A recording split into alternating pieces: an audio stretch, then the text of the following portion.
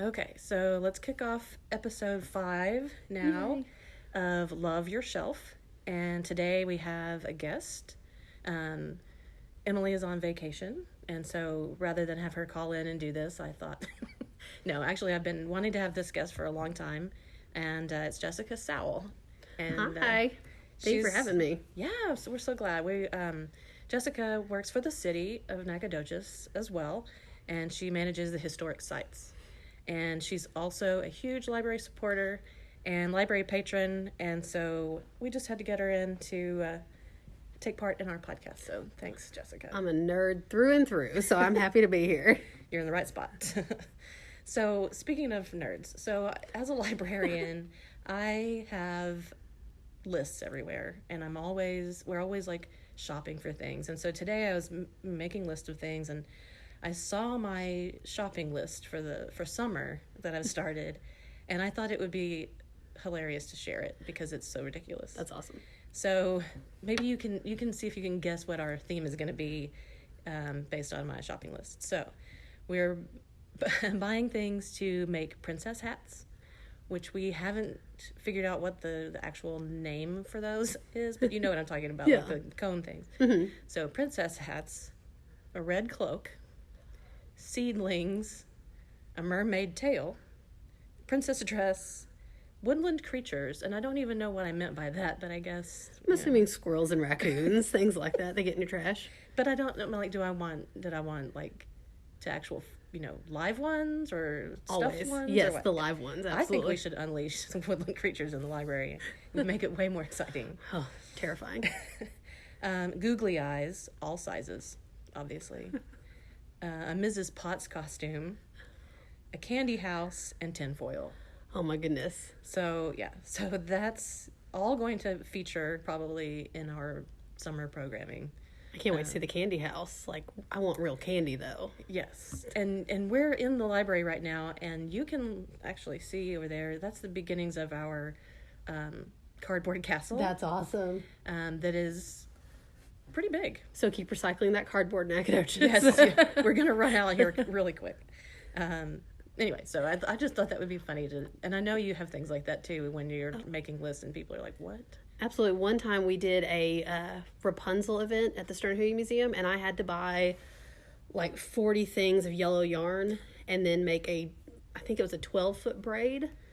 And people thought I was crazy because it was all around my office, and people would walk in and be like, what is happening here? And I'm like, I'm making a huge yellow braid, and they just kind of still stared at me because that doesn't really explain anything. Right. So, Okay. yeah, it's how our worlds are.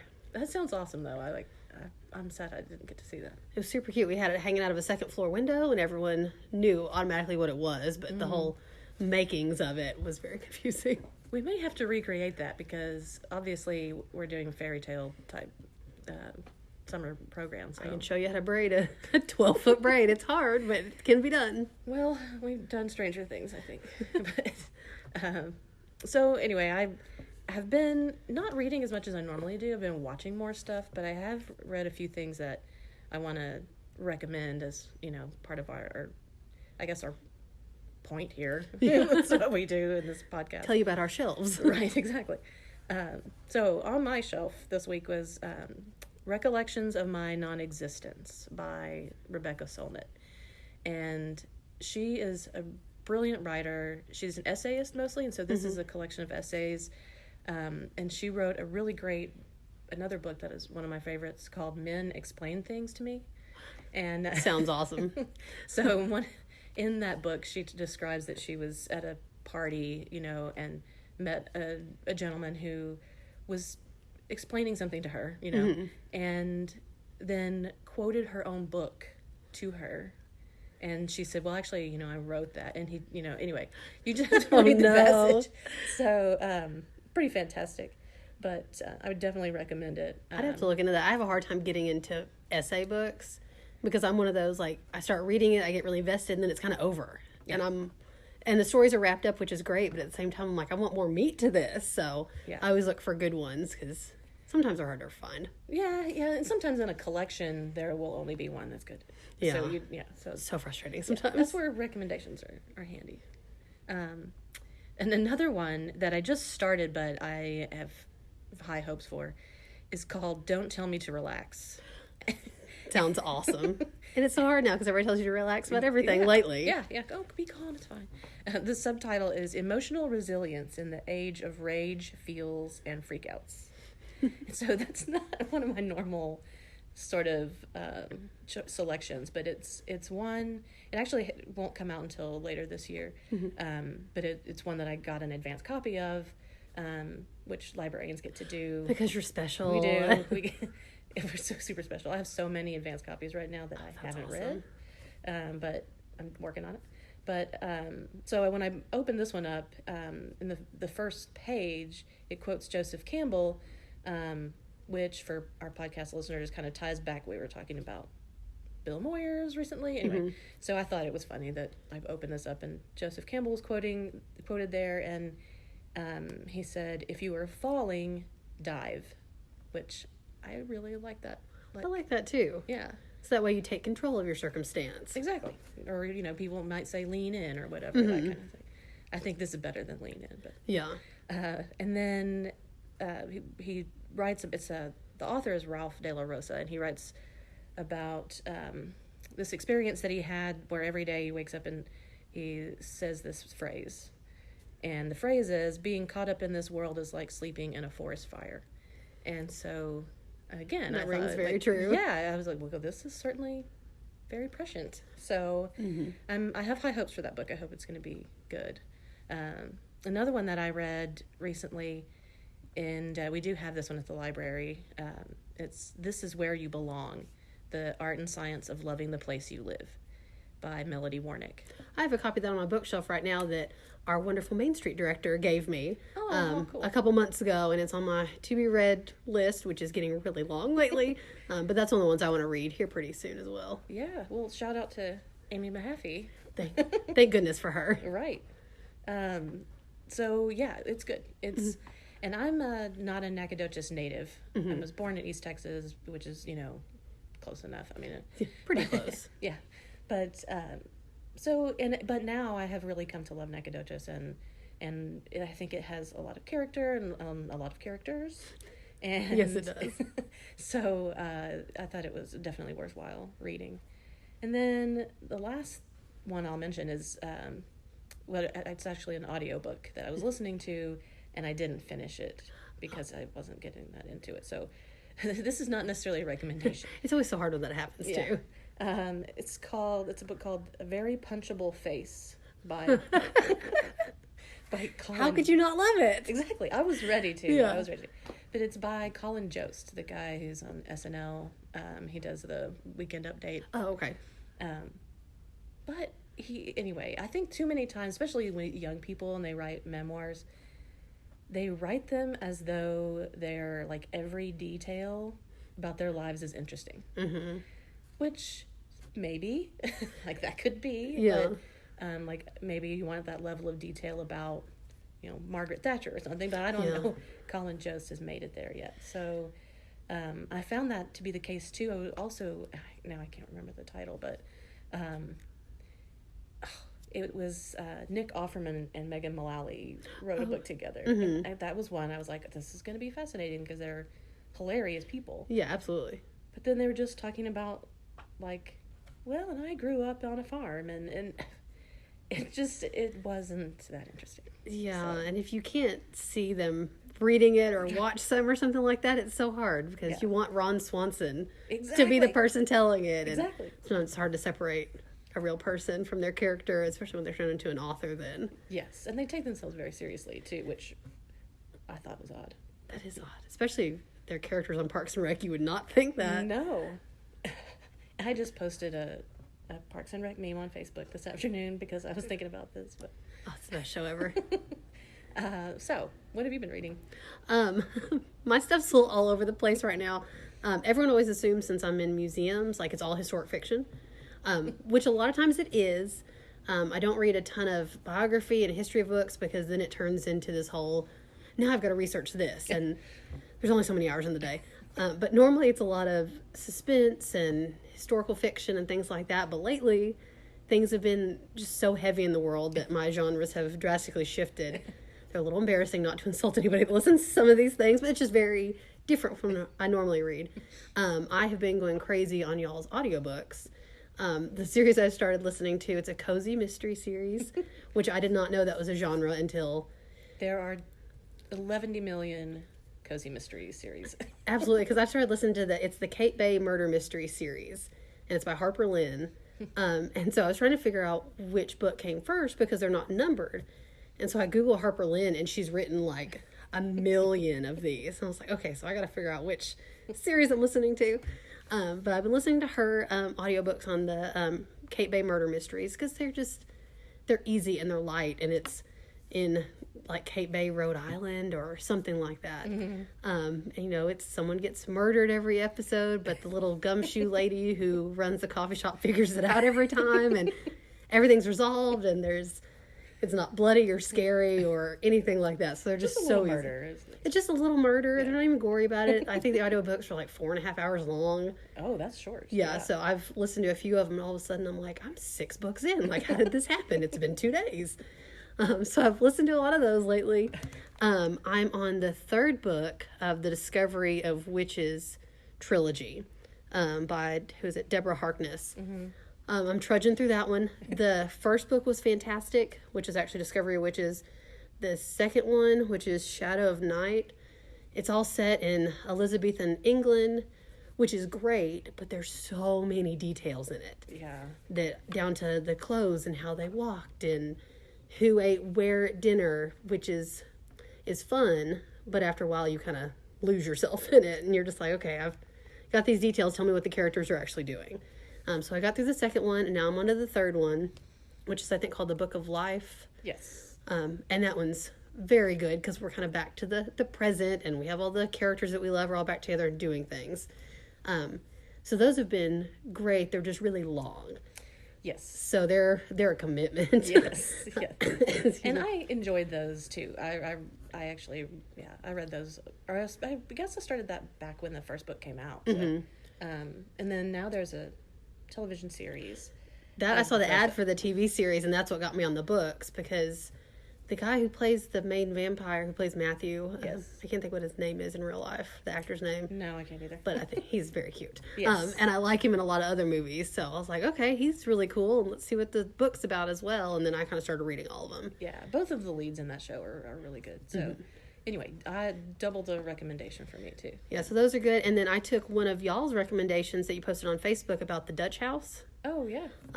I listened to that audiobook as well, which is fun because Tom Hanks is like the narrator. Oh, yeah. I love it when they get really good readers for audiobooks. It just makes you feel all warm and fuzzy, especially with everything going on. I'm like, oh, it's Tom Hanks. Like, he's Forrest Gump, and he's wonderful. Everything's going to be fine with Tom Hanks. Yeah, so that one was great, because sometimes audiobooks can be a little long, especially, if nothing's cut out of it, but that one was so good. Good to know, yeah. Yeah, so and then I'm also reading The Sundown Motel. And that's part of, I subscribe to the Book of the Month Club. Oh, yeah. Which I love, because I'm sure everybody who reads a lot is in the same boat where there's so many things to pick from. And sometimes I get hung up on what do I read next? And I almost can't take recommendations from people because there's just so much. Well, everybody has their genres that they like. And I don't know. Yeah, it's really hard. Yeah. Like what we're doing right now is obviously geared toward that. But it is. It's so hard. Yeah, and so this one, the Book of the Month's great because it's like, here's 5 books. If you like one, pick one. And I think they're like $10 a piece, which is great. They mail them to you, and it's just like someone narrowed it down to 5. And from 5, I can pick. Or you can skip it and kind of roll over your monthly subscription and things. But the Sundown Motel was one of those that I picked, that it's like a ghost story. It's very scary. There's been a few times I've kind of put it away. I'm kind of a chicken just in real life. But there was once I was reading it before bed, and the way that she writes about these ghosts are terrifying. Oh, no. And so I read 2 or 3 pages, had to like shut it and put it away. I'm like, well, I'm going to read this in the daylight because I'm a chicken and I can't do it. So that one I've been going through slowly because it's scary. Yeah. Which makes me sound crazy because it's not some scary movie where things pop out at you, but she builds suspense so well that, oh, it's scary. No, I get it. I'm not, like, scary movies, because I used to study film. I don't get scared, really, of scary movies, because I understand, like, when they're doing this like, shot, I know that we're about to get scared. You know? But, and most people do, too. But but with books, yeah, for sure, it's like gets inside your brain and can like drive you crazy. And yeah, because this author, I'm gonna have to look at her name on my Goodreads app, which I also recommend, which you taught me about, Crystal. Because I wanted to know if the library kept track of what I was reading, and you're like, nope, we can't do that. This is Simone St. James. But she also wrote another ghost story. It's called like The Haunting of Maddie Clare.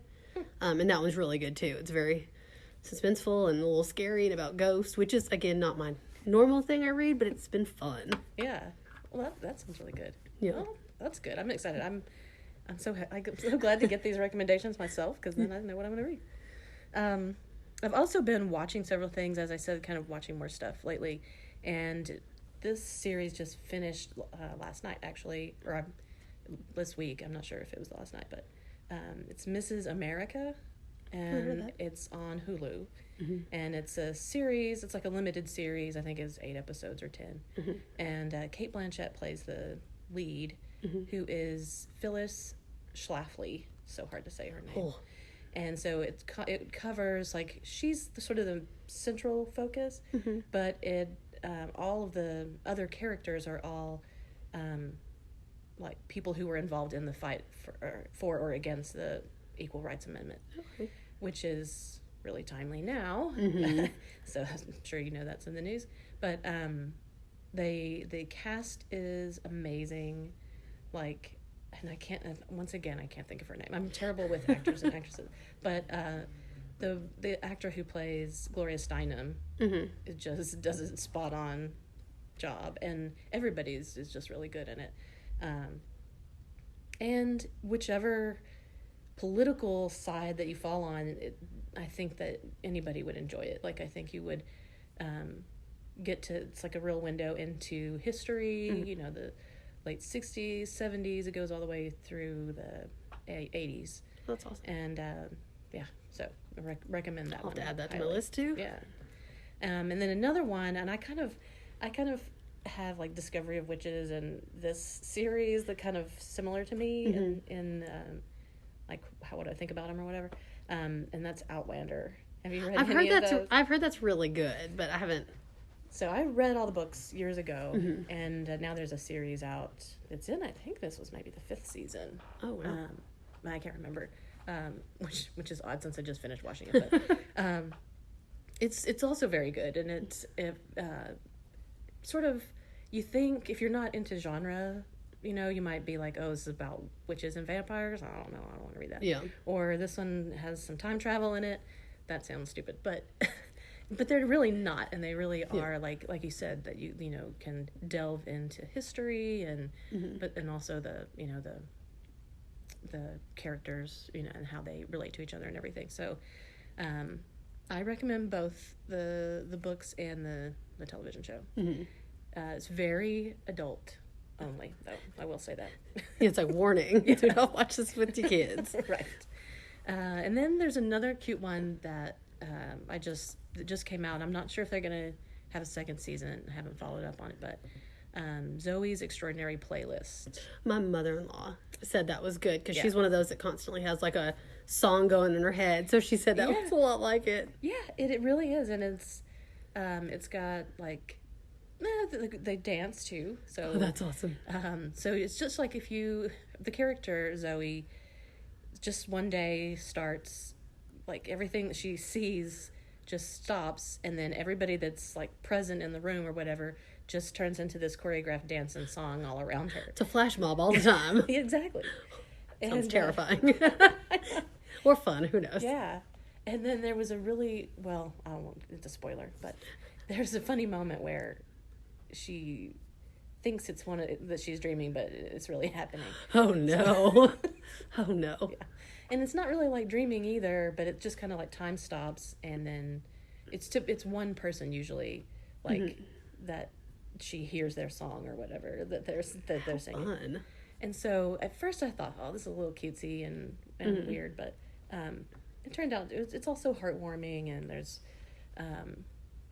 it's very heartwarming, because she's got a father who is ill, and and he can't speak or move, and so she can communicate with him through hearing his song or whatever. Oh, that's neat. Yeah.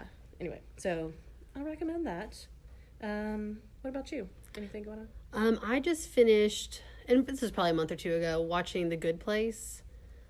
Oh yes. Oh my I goodness. love that show. Kristen Bell and Ted Danson, and oh my goodness. It was one of those shows that I'm like, the entire time I'm like, this is great. Like, because I watch so many shows that once they hit like the fourth season, you're like, what happened here? Like, are you just like writing so we can drag this out or whatever? Exactly. But The Good Place, like all of it was good. The finale was probably the best finale I've ever seen on TV. I cried the whole way through it. I mean, like happy tears, and it was sweet because, of course, it's everyone in the afterlife trying to get to either the good place or the bad place and figuring out what makes people fundamentally good or bad, and how it's really heavy. It's heavy. I mean, in the concept, absolutely. The tone is the tone is fun because then it re-examines like what made people good 100 years ago is so much more complicated now. And so it's really interesting to see them do that, but in a fun and uplifting way. Like, we're all going to work together to figure this out, and then how they resolve kind of their eternity. And oh my gosh, it's so good. Oh, and yeah. I cried the whole way through the finale. Yeah, everybody should watch that show for sure. Yeah. So I watched that one a few months ago, and then a while back I finished Veep on HBO. Yes. Julia Louis-Dreyfus, and that's her name. Which I love that one because it just makes fun of politicians the whole time. It is very adult for a lot of language and situations, stuff like that. But it's really interesting to see her in a vice presidential role, and then to see all of the crazy things that have to happen behind the scenes for some of our politics to work and things to move, and then everything that goes wrong and her whole team trying to scramble. So that one's really good. I'm trying to get my husband to watch it. Oh, yeah. I would watch that one over again. Yeah, and that's I think he's done 2 episodes, and I'm like, I'll watch it with you. Like, it's great, because I watched it without him because I didn't want to wait. Right. And so I just went on without him. So he's watched it a little bit, but it's one of those that we have to watch once our kid goes to sleep. Because, of course, the other thing I'm watching is anything on Disney Plus, because I have a 4-year-old. And we've watched Charlie and the Chocolate Factory every day for like the last 5 days. I was just going to ask, is he one of those that has to watch every day? Yeah, over and over. And sometimes we'll finish a movie and I'm like, okay, what do you want to watch next? I want to watch Willy Wonka again. I'm like, oh my goodness. So we've got to start the thing over, and I'm seeing Willy Wonka in my head the whole time. And oh, yeah. Yeah, so everything on Disney Plus. But he does like a lot of the animal documentaries because he loves animals. So he's like, I want to watch the elephant movie. And we get to watch an elephant documentary at least for a while, because you can only watch Lion King so many times. And Beauty and the Beast, all the ones that I love, that I'm so excited to watch. And after a while, you're like, I just can't do it anymore. No. Yeah, I couldn't handle that. Yeah. I can't really. I used to, as a younger person, watch things over and over if I really enjoyed them. Mm-hmm. I don't do that at all. And the same thing with books. I would read books over and over, and I'd just completely changed my personality. I don't know what. Yeah. But I can't do it. I can't read books over and over, except for I have Barbara Kingsolver's Poisonwood Bible. Oh, yeah. Is my all-time favorite. I got to meet her and have the book signed last year, which was awesome. I almost cried when I talked to her, and I was like, keep it together, be cool. But that's one that I can read over and over. But most other books, I can't. I can watch some movies over and over if I really just can't pick something. Mm-hmm. Because same thing with, like we were talking about recommendations, if I have to go through all of Netflix or all of Hulu after a while, I'm like, I know. I've spent 2 hours trying to find something to watch. So at that point, I'll turn on Jurassic Park. Right. Because it's my favorite. Because I'm a dinosaur nerd too. Nobody would ever guess my movie that I do that with. Uh-huh. But when it used to be on cable, I guess for whatever the stars aligned, when I was like at home watching cable, this show was on frequently, and I would always stop and watch it. And that is 28 Days Later. Really? The Sandra Bullock one? No. Oh, that's the one about her getting sober. Sorry.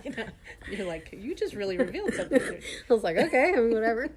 No, it's the zombie movie. Yeah. Yeah, me and my husband watch World War Z a lot, which I don't know what that tells you about us either. But I wouldn't go now and go to Netflix and call it up and watch that. But yeah. If it was just on, I would probably stop and watch it. Yeah, there's a few movies like that too, where it's like, but it's on, and it's predictable, and sometimes that's comforting. Yeah. So I do that sometimes. That's always Jurassic Park. He's one of my favorite actors. So. Oh yeah. He's good.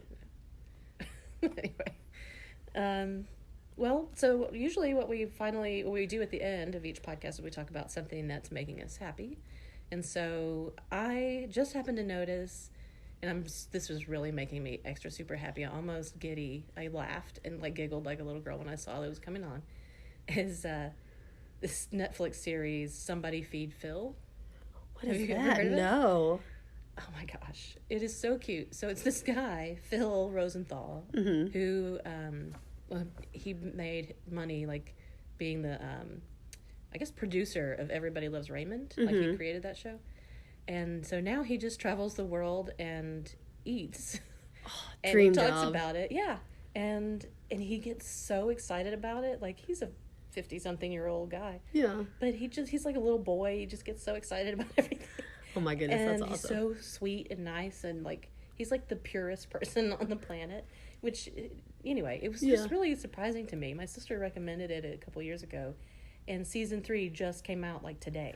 That's awesome. And so I know exactly what I'm going to do this week. It's like, and that is all I will do all weekend. Yeah. I have no other plans. How fun! It's really good. Yeah, I heard that.